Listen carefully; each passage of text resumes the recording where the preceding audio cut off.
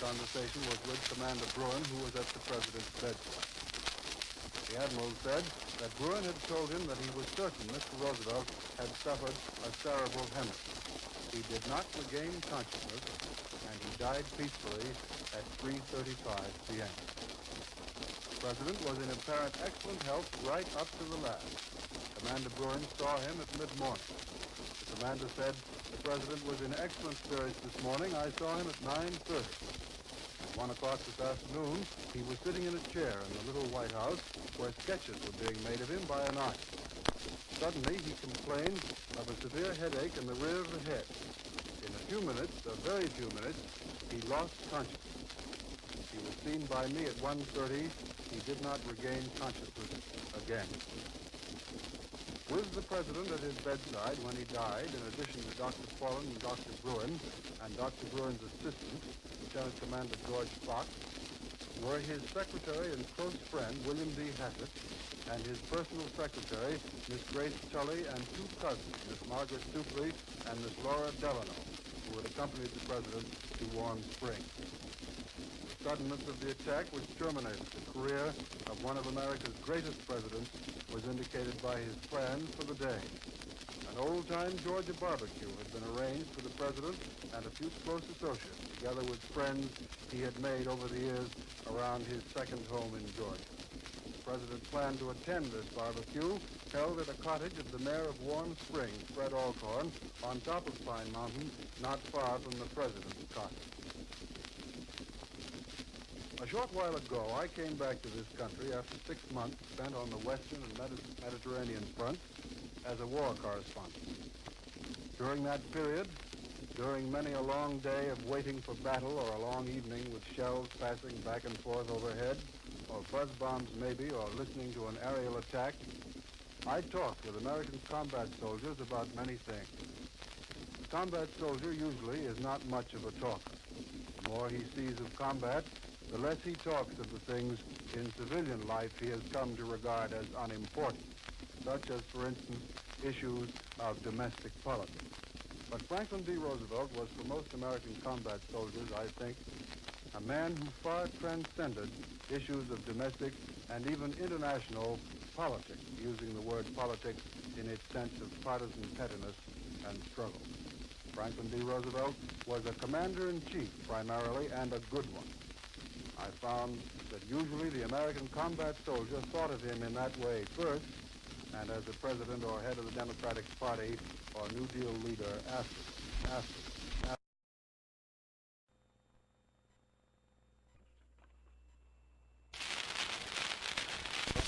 That the old man, as some of them called him, just as they referred that way to their colonel, had taken another big diplomatic trip and talked turkey with Winston Churchill and Joseph Stalin.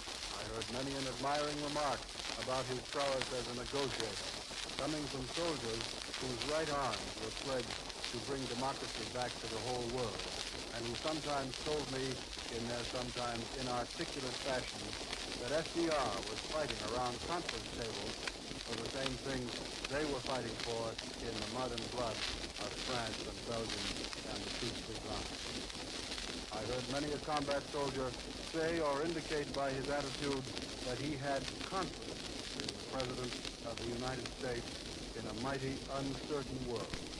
It was one feeling he could carry with him into battle and during the endless tedium between battles, and that he counted on to have with him and find justified when he came home to his own country again. Last election day, when Franklin D. Roosevelt was voted back into the presidency for the 4th time, I was down near Aachen in Germany. A lot of fighting men voted in that election, and a lot of others, for various reasons, did not. Even a presidential election seems far away when you're grinding through slime and minefields in the rain. But when the result was finally received, most of the men I saw that day were well pleased. They had an idea that the big man at the conference table was thinking of them and their rights and their future, no matter how busy he might be with other things. And that's why I think tonight that President Roosevelt's passing will bring real grief to almost every American combat soldier wherever he is. They were counting on him to carry them through and get them home. And now that the greatest victory of all was in their grasp, they'll be sorry that he's not here to chase its sweep. We have just received word that Vice President Truman has been sworn in as president. So we take you now to Washington. Bill Henry reporting. Harry F. Truman was sworn in as the 32nd President of the United States at 8 minutes after 7. Only about a minute ago, 8 minutes after 7 Eastern Wartime. He was sworn in by Chief Justice Harlan F. Stone in the presence of the entire cabinet. It was announced at the same time that President Truman had asked the cabinet to remain with him during his period of office.